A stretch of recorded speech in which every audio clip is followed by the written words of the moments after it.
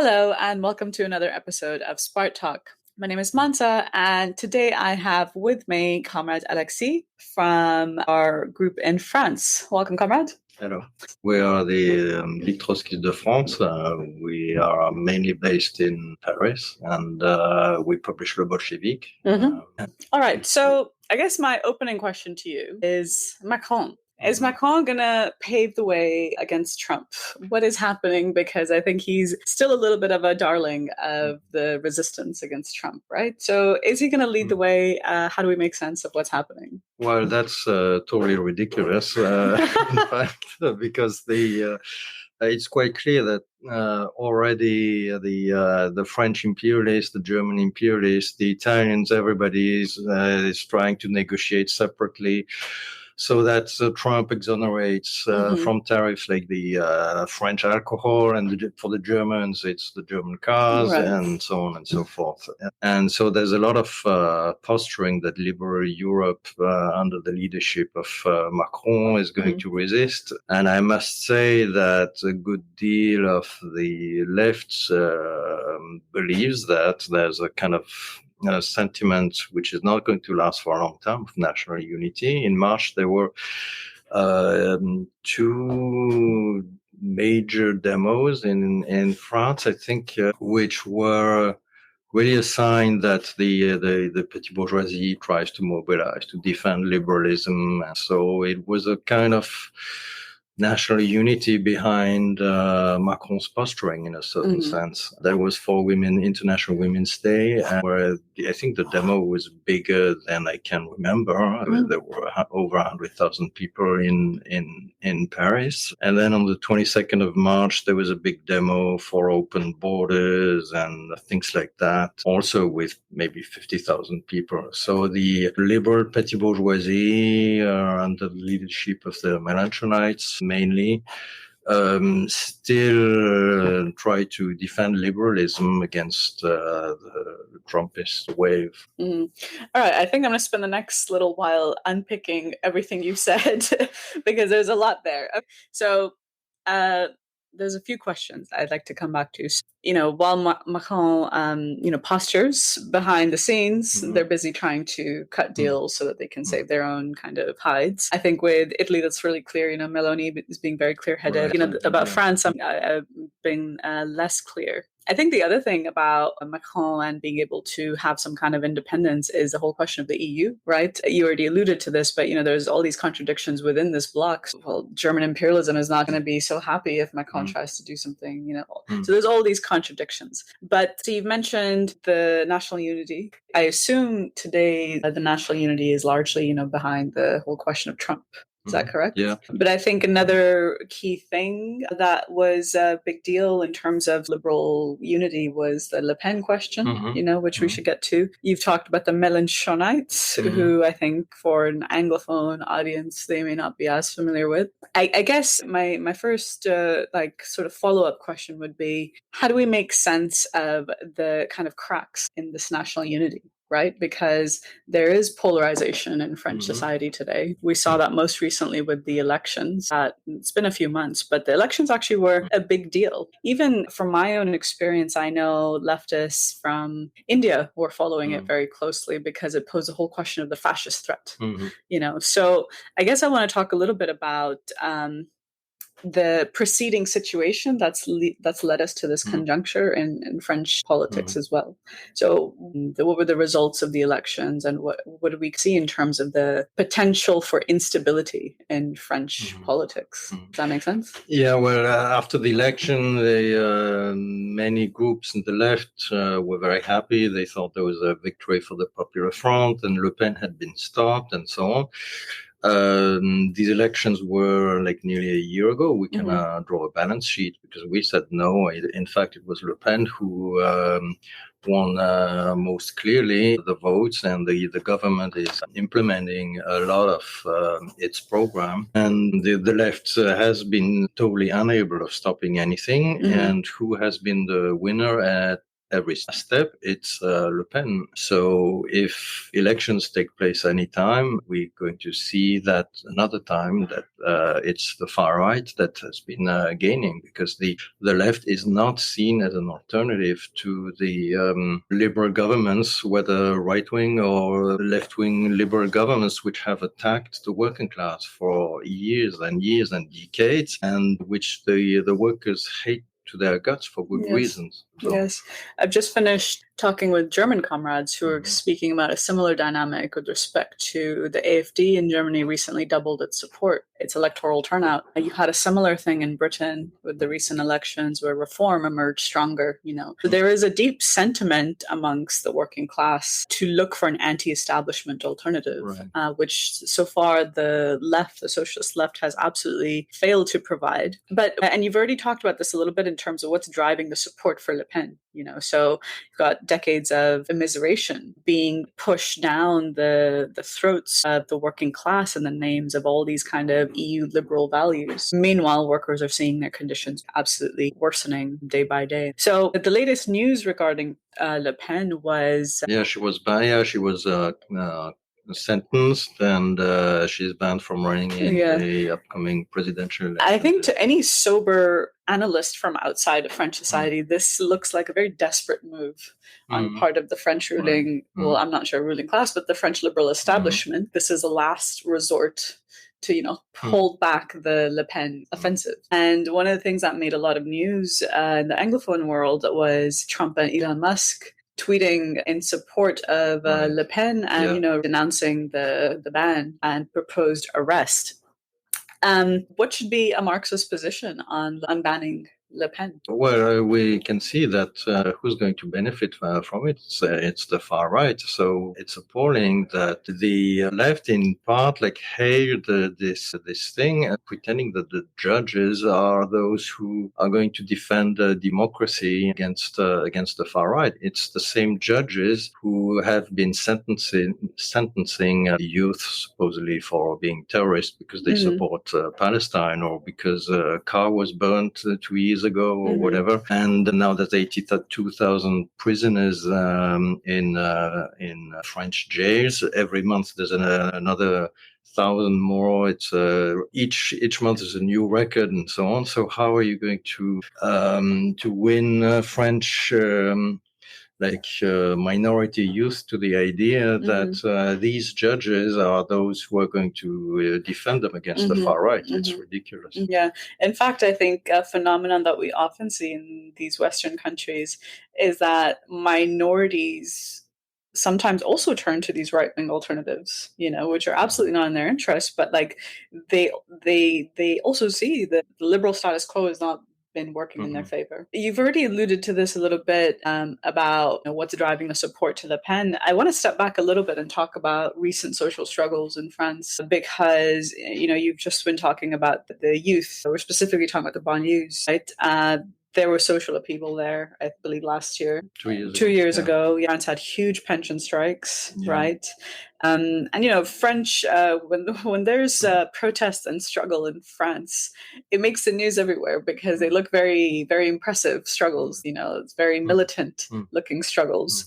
What's been the results of these struggles, and how does that impact where we're at today in the balance of class forces in France? Well, indeed, it's important to draw a balance sheet of the lessons of this movement 2 years ago. It was a major defeat. The pensions were not every year. There's an additional 4 months to work before you every year. Yeah. Every year, it just, so is it almost automatic that your pension age just rises? Yes. So it's moving from 62 to 64 years. And anyway, I'm not going to go into the technical details and so on, but it was a total defeat. And although millions of people went on strike one day or the other day or many days, millions went to the streets and so on. And but the union bureaucracy on the one hand hand, and the Mélenchonites, on the other hand, managed to keep the lid on these protests in a way that they remained tolerable for the bourgeoisie. And then they left like more militant sectors because there's more radicals in the union leadership or whatever, go on strike a bit more until these individual sectors got finally exhausted, and then also went back to work. So it's so of course this has fed into demoralization and passivity, which is the real sentiment among the workers. Everywhere we hear reports about how, like when you talk with workers about what's going on in their workshop or their plant or in their industry in general, they talk about the fact that this and that co-worker now is turning to the far right, and the mood is down and nobody wants to do anything. And so it's a pretty dramatic balance sheet that has to be drawn of these massive struggles. So. This raises to me a couple of questions, which is you've already talked about the way the union leaders have completely just lead these struggles to defeat. And I think that reflects a particular dynamic of class struggle in France, where it's always left to the advanced militants to lead the charge, but with no broader support behind them. Really, it's really beheading the advanced elements of the labor movement. I think the other thing is the Mélenchonites. What is this phenomenon? Because I think there is in certain elements of the Anglophone world, there's a lot of looking to Mélenchon. Who's this figure? Why is he relevant? What's the illusions? And where's Mélenchonism at today? Well, originally Mélenchon was he was an Baptiste. He went into the SP. He was an SP leader for many years. That's the Socialist Party. He was a minister under Jospin in the Jospin government in 2001, and then he split in 2008, if I remember well. But basically a long-standing leftist kind of bourgeois social democratic politician. But then he started adopting a posture quite to the left of the Social Democrats, and I think he started gaining pretty quickly, and particularly with the Hollande government, which was between 2012 and 2017, which was very demoralizing. And Mélenchon had split from the SP, and so he gained from the total discredit of the SP and the CP. And he, of course, there were back and forth in what he said at that time and later or whatever. But in the last several years, he's really taken a strong stand, for example, in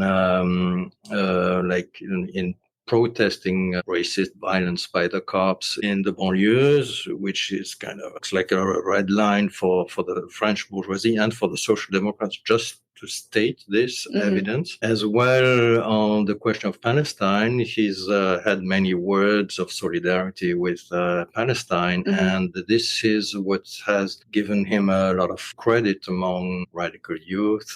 And at the same time, for example, during the pension strike, he was just as radical sounding as any usual French leftist, including on the I think it was there was one of these general strike, one day action, and he said, well, on that day, let's block the country, a lot of radical talk, but it was quite clear that the union bureaucrats were going to bring back the workers to work in the following morning. So Mélenchon provided some left talk for which the bureaucrats were doing.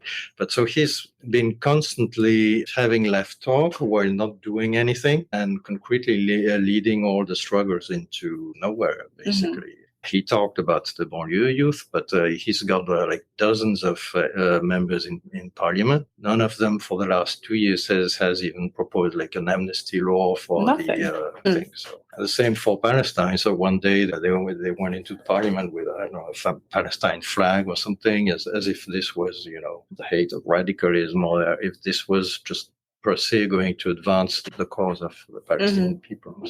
So he permanently tries to straddle the way between being a French Republican, totally dedicating to managing French imperialism, and on the other hand, some left talk to the young radicals and to the banlieues and so on. So, is there a lot of support for Mélenchon? Well, there is support for him among the white petty bourgeois radicals in big cities, that's for sure. In the banlieues, he got lots of votes because only for the reason that he was seen as the strongest force that was available to fight the danger of Le Pen and the far right. So it was mainly because of this. And of course, there are some minority intellectuals and some groups, of course, who support Mélenchon and who are taken in by his talk against Islamophobia. But you go, in the Mélenchonite contingents in demonstrations, you don't have that many. You don't have the banlieues that pour en masse behind his banner. This is not taking place. Right. Okay. I would like to turn now to talk a little, still continuing with the Mélenchon thread and the collusions in him. But so we've talked a little bit about the recent struggles, their defeats. They haven't led to victories, and painted a picture of the kind of mood. People turning to the right, demoralization, while new youth being really repressed. Now, Macron is sitting on top of this kind of it seems there's a lot of tinder in society, from my impression of our conversation, but also just what I know of French society right now. So Macron is sitting on top of this thing. So there seems to be some degree of instability that's, and I think with respect to the recent elections, the role played by Mélenchon as this left-wing politician, I'm wondering if you can start explaining to us this role played by Mélenchon in the recent elections and contributing to this actual instability that's going to blow up sooner or later, and how the left also banded together in their own ways, and actually what should have been a proper answer to the elections. Well, so what happened was that suddenly Macron, there were the European elections where Le Pen got over a third of the votes or something. And on the very night of the elections, Macron suddenly dissolved the parliament. And so there was quite a big rush because the elections were suddenly called for 3 weeks. And but within 2 days, basically a new popular front was formed, which means that Mélenchon made an alliance with a totally discredited and widely hated SP and CP, and also with the Greens. Quite right-wing parties by now. Especially the SP. I mean, everybody still hates Hollande, and Hollande managed to become elected as part of the new Popular Front. It was on the slate. And what did the left do in this situation? Because I think the dominant pressure, and Le Pen won that European election. There was a bit of oh my God, something big has happened. There was a bit of a panic moment. That's why they wanted, from my understanding, Macron wanted to play his card to really show no, I'm still in charge. Yeah. But I think he really miscalculated. But I think what it unleashed was this hysteria about the fascist threat. And as it always happens, I think in the left there then emerges huge disorientation, all these vibration to different pressures, and not a clear working class axis. This is happening. Let's take stock. What do we need to do, etc. So what was the strategy that we saw play out in the Marxist socialist left, and within that, what was our position? What was our strategy? So, I think within 36 hours of the dissolving of the parliament, we sent an open letter to Lutte Ouvrière and to Révolution Permanente and to the NPAR. And these are sizable organizations. Yeah, each of them. Lutte Ouvrière is by far the biggest. They have over 1,000 members, that's for sure, and the other two have. So we're not talking about 20 people in a room. No. Okay, sorry. Continue. Sizable groups. Yes. In fact, so we sent them a letter saying, obviously this new Popular Front is being formed. We need an opposition to this. It's the new Popular Front that for decades has alternate in power with the right and attacked the workers, and that's what has demoralized the workers and pushed them ever further to the right wing and so on. So we should break with this. We need a working class pole as an alternative to the Popular Front to fight right-wing reaction and Le Pen. And so we proposed to these groups, we said, you should get together, and because you were far bigger than us, of course, to propose a nationwide slate so that in each constituency there's a candidate of working class alternative opposition to the Popular Front. That's the only way we're going to start building a force that's going to be able to really fight the rise of the far right.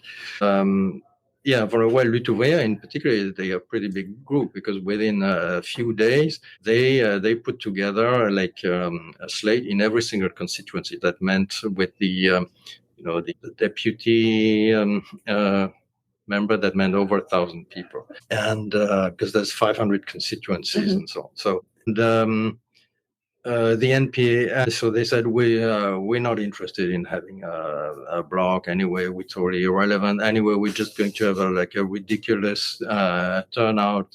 So not worth their time. Not worth doing unity. We're just going to stand with our own positions because we have different positions on Ukraine or different things. The Révolution Permanente made a totally token call for unity, and in fact they ran just one candidate in a constituency that was totally secure for the Popular Front. In fact, it was moreover against the CP, which is not very popular right now, of course, particularly in the banlieues. They did not run against the Melantonites, for example, who are, in fact, the left wing of the Popular Front. And the NPAR was a bit more consistent. Yeah, they really made more noises to appealing for unity, and they in the face of the refusal of LO to have common slates, they even withdrew some of their candidates to make a show of unity and so on. But in reality, none of these groups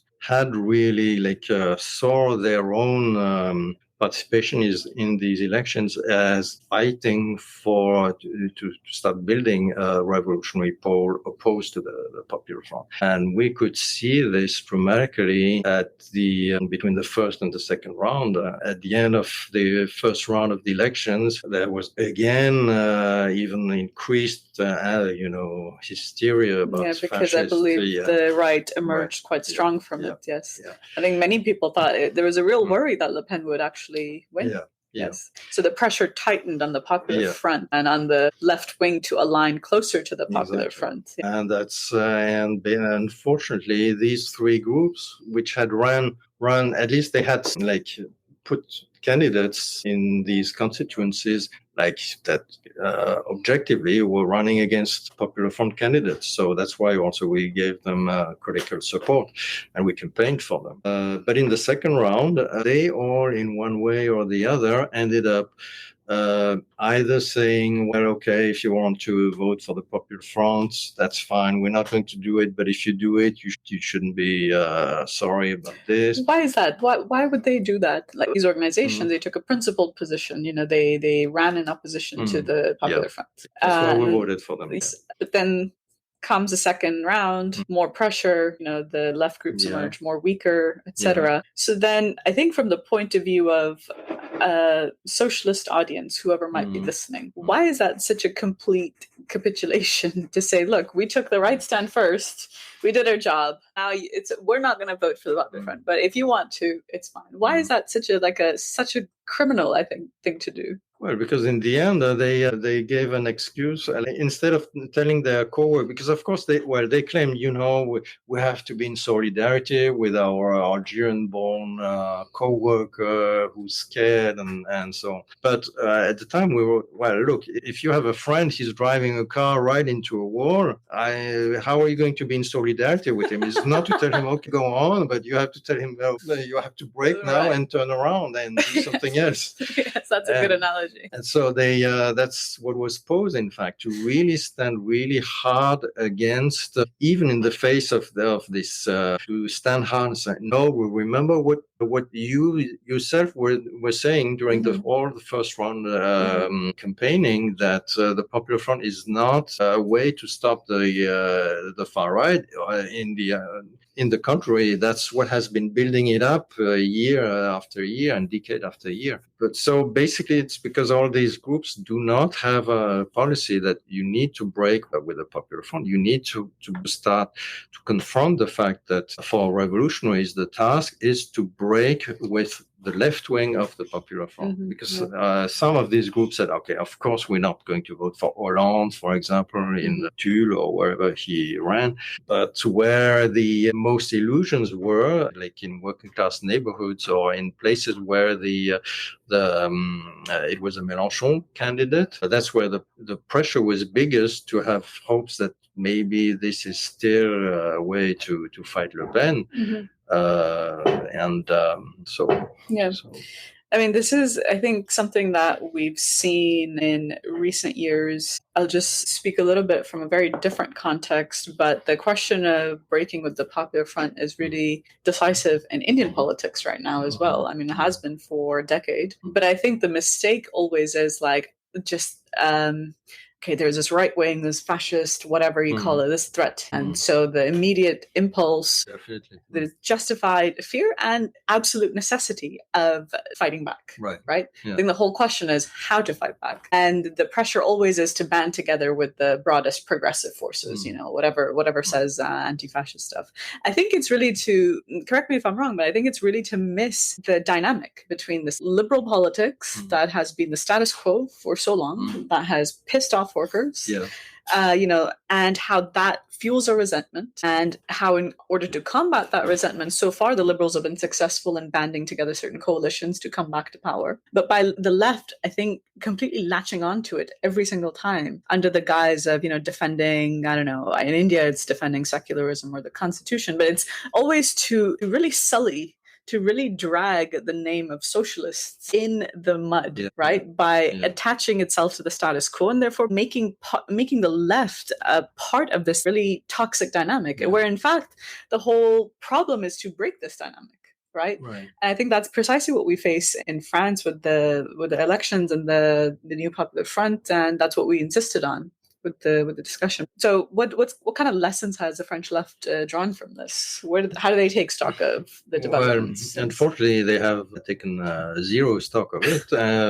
Nobody has voiced any self-criticism about what they've done. And in fact, probably because they don't see it as a mistake. But the whole course of events in the last year show that their participation in getting this Popular Front, getting more seats in parliament, has been a total failure from the standpoint of the working class, because ever since the elections, there have been extreme right-wing governments that have attacked the workers. The workers have been totally paralyzed, and there has been another major defeat for the rail workers in particular, in the last December, after this supposed victory of the Popular Front in July. So the course of events show that having helped the Popular Front getting these votes has led to further demoralization. And we'll see in the polls that this will have turned in another show of force for the far right. Absolutely. So how is the French left making sense of the current breakdown of the U.S. world order? What are they clinging on to now? Well, as I said in the beginning, they are largely still clinging to the old mood, and so they were overjoyed at these big liberal demos in March. So they keep putting their heads in the sand and hope that everything's going to be. Hello. Yeah, sorry, go on. Le Touré is a bit different. They've been singing a different tune because they've been quite straightforward that the situation is bad and that this is all going to lead us at some point toward war and more attacks, and there's an imminent major economic crisis and all this. But the problem with them, however, is that they draw zero conclusion about what has to be done right now. So they, in fact, they are totally passive, and they say one day there's going to be, after war and so on, the revolution will come. Like after rain, also there's a sun again. But what to do now? They have zero answer, and they have a significant base in the working class, in the in the union bureaucracy. What they do is just keep doing the same stuff that has led us to all these defeats, like rallying to a new day of action that's even more miserable than the previous one, and like every 6 months. Yeah. I can see how that way of functioning in the unions would really demoralize, or just average workers. It would not convince them of becoming socialists. Yeah, or even going to strike, because they call to go on strike for one day. They know they're going to lose one day pay, and it's not going to help the struggle at the end of the day. So you have just published a recent issue of the paper, Le Bolchevique. Yeah. Tell us a little bit about what we see in that paper and how you see the work of your group in the coming period. Okay. Well, on the front page, we have two articles. We've run the major piece that our American comrades ran after the Trump's election. We've sold quite a lot of newspapers recently, and subscriptions, in fact, to our press, because there are some youth who are scared about Trump, and they are wondering what's going on and so on. Yeah. So they are really keen on reading what, for example, American communists have to say about it. And on the same page, we also have the French side of it, that people have to get ready for defense, because the situation is very bad here. When everything that we've talked about here, so we have to organize the defense of the working class on a very basic level, because the situation is going to be defensive, is going to be very, very difficult. And in fact, we also have an article which is more specific about rail, because the railway workers had been for many decades at the forefront of French class struggle. They led in 86, in 95, major struggles that pushed back the government in a significant way. And in fact, in December, they went on supposedly again a major unlimited strike against the privatization of the freight department of rail, and against privatization. And it was an absolute disaster. This strike was a disaster. Many people didn't even notice that there was a strike. And after 1 or 2 days, basically it was over. In fact, some of the unions they had signed an agreement even before the beginning of the strike. Some unions already called off the strike. Others they signed the deal, the rotten deal too, but they called for the strike. So it was a recipe for complete defeat. And that's what happened. And now the privatization of rail is going forward at an increased rate, and it's quite dramatic. And moreover, the government is on its way to cut the heads of some of the most prominent trade unionists in these militant sectors, precisely in rail. There's one worker, is called Anas Kazib. She's also the main spokesman of Révolution Permanente, and he's facing a trial in June because of solidarity for Palestine, and this is a criminal offense, and because he supports terrorism supposedly. So he faces years of jail. Really? Quite drastic. Yes, it is.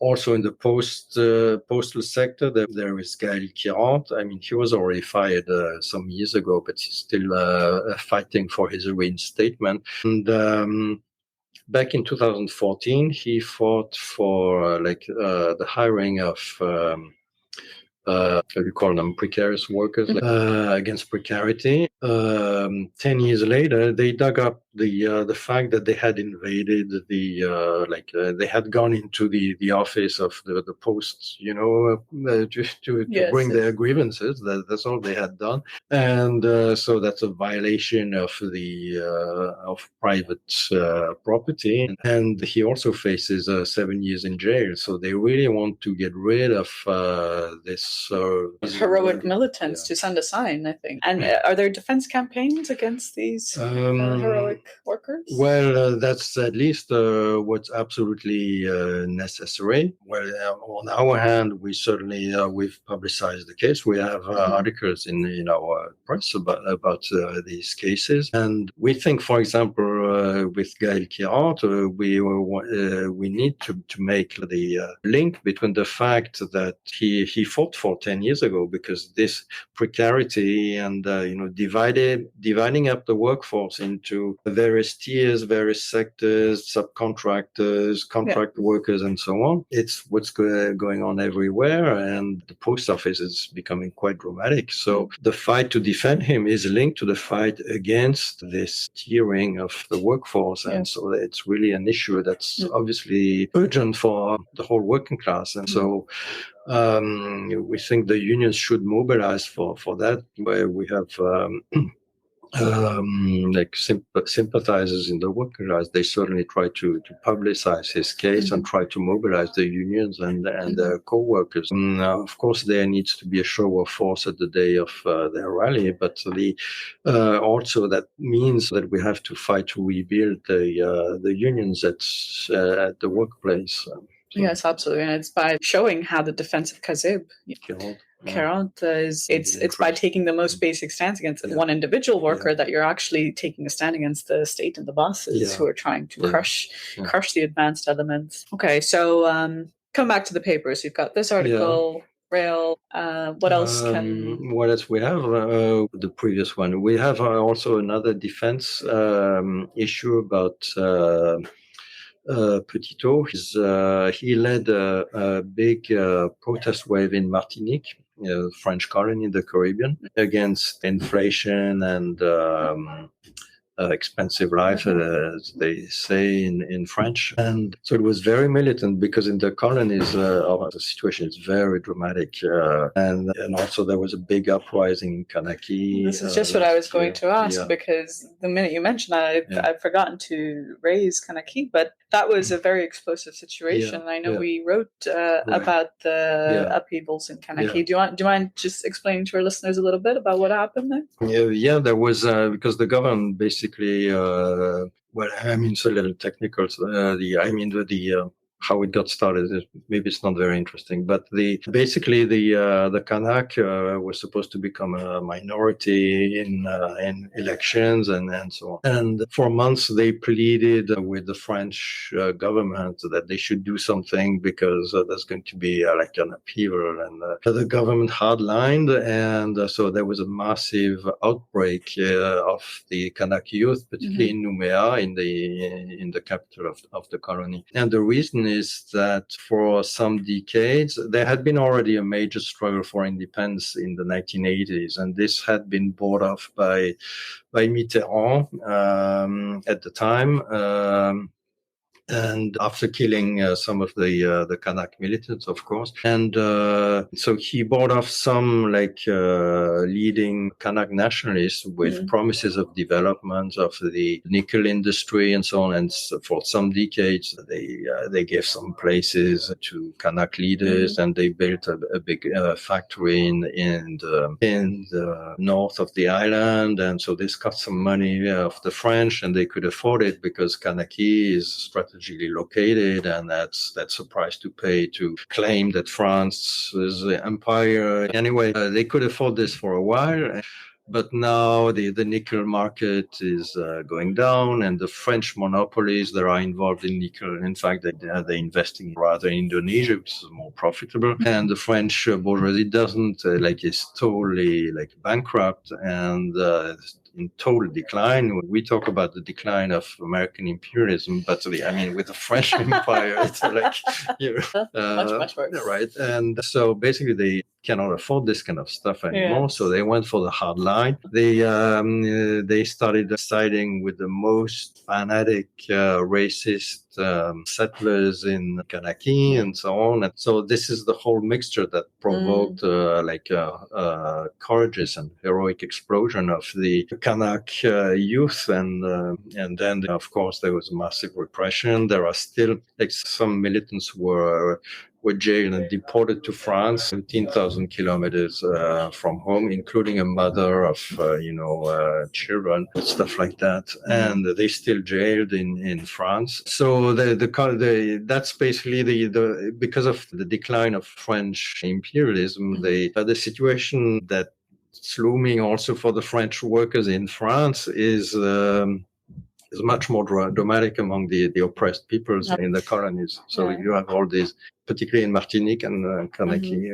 It sounds like it's coming to a situation where it's like the necessity of showing how the struggles to liberate the colonies and defend the French workers is really very urgently posed. Because I mean, even just as you're explaining about this, I don't know very much about these dynamics. Even as you're explaining, it becomes just so clear why the French working masses should be for the independence of these colonies. Yeah. But in fact, that's one point where Mélenchon he's naked about this, because he's really like an open French imperialist on this question. So is he not for the independence of the colonies? No, not at all. No, he wants. Wow, that is quite. Well, I mean, just again,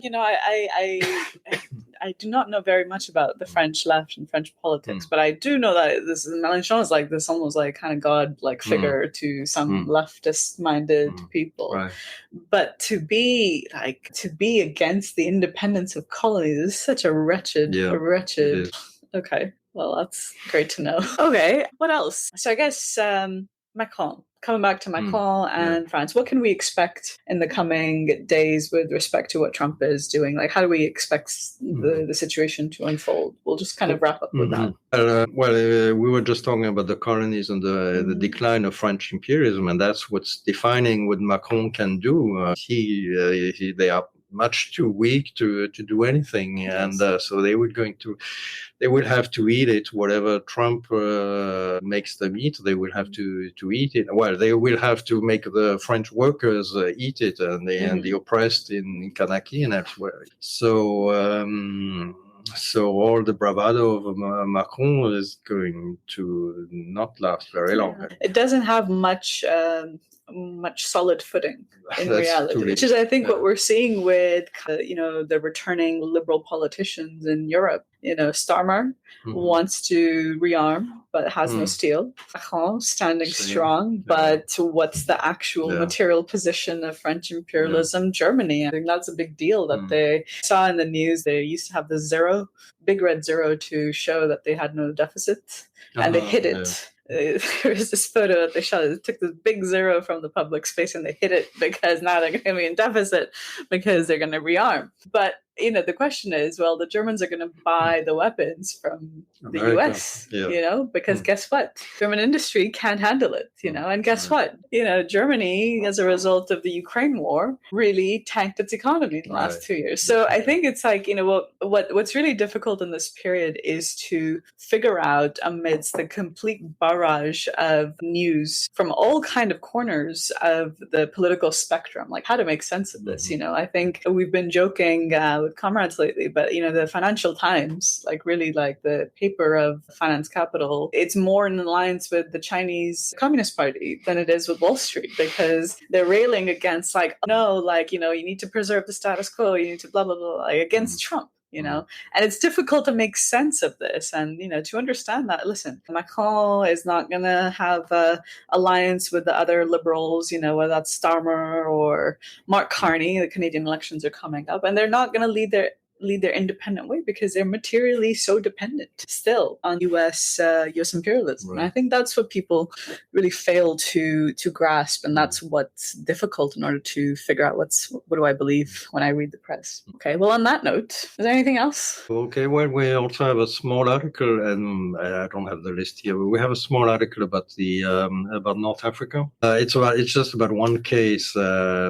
He's a French or an Algerian, depending how you writer, a novelist. In fact, I confess, I read several of his novels. Who's the novelist? Boilem Sansal, he's called. They call him in French like this. He was critical of the military regime and so on, and he wrote these novels. And he became increasingly like fanatic against Islamists. So that's why he became so popular in France. You know, like the darling of the Republic, the French Republic. Yes. And last year he got French citizenship and all this. And he even got into the editorial committee of a far-right newspaper, French newspaper. No. And in that newspaper, he made a statement that, in fact, like the western third of Algeria, in reality, should be Morocco. Oh, no. Oh, no. And then he went to Algeria, and of course, the Algerian government arrested him. They put him in jail.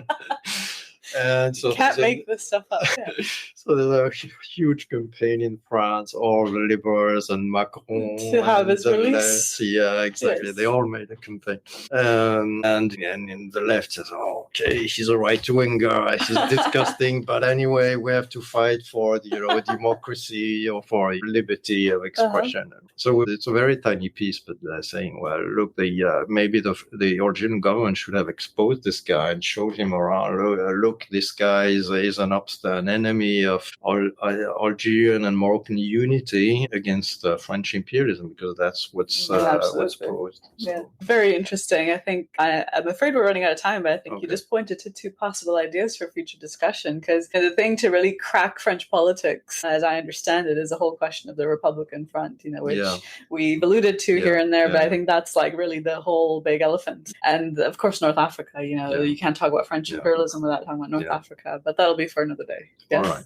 Okay. All right. Well, thank you so much for your conversation. Thanks.